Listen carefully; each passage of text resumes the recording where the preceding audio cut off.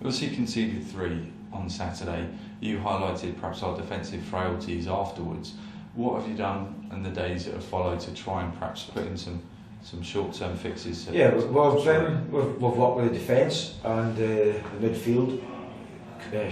Quick session yesterday on that, and then sort of followed that up today with and adding in the strikers and one or two other midfielders.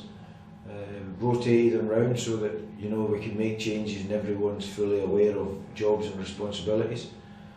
But it's obviously we just did a little bit of basic defensive work. They know at the time moments of lapses of concentration, and that's what you don't get. You don't get that or it doesn't become so hurtful when it happens in training. But we have to repeat what we want them to do. But in essence, how the goals scored on Saturday, you couldn't replicate really, apart from staying out there for probably about 3 hours. And we don't have that time. We can't expend that energy. So we did a short bit of work yesterday and a bit more today. You mentioned obviously there were mistakes, but we've also seen a huge amount of doggedness. Yeah, but every goal is a mistake in terms of the team that conceded. So it's in the end it's poor play.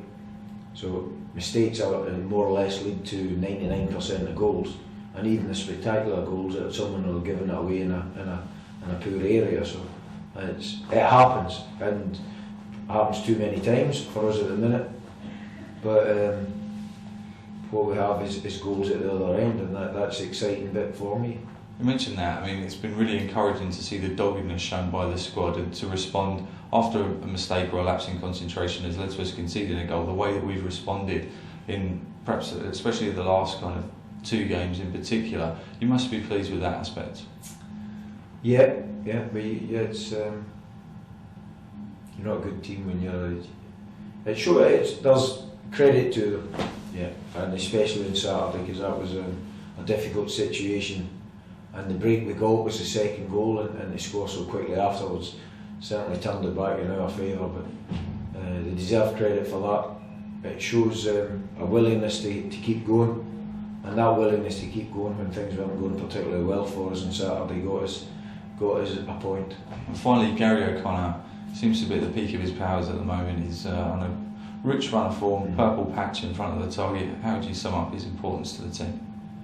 Well, everything and more than what I imagined he could bring to us. So it's because of continuity in playing games and the fact that he's been able to train virtually from day one, and the work that he did prior to coming back in pre-season has been all important really. So his focus is very much on scoring goals and for Hibernian, and we're bearing the fruit for it at the minute. And there's no one more disappointed than Garry when we end up not winning games. But I think he firmly believes that we've got the capabilities of doing a lot better. And I like him. He's a man off the pitch, and he's an experienced pro who's learned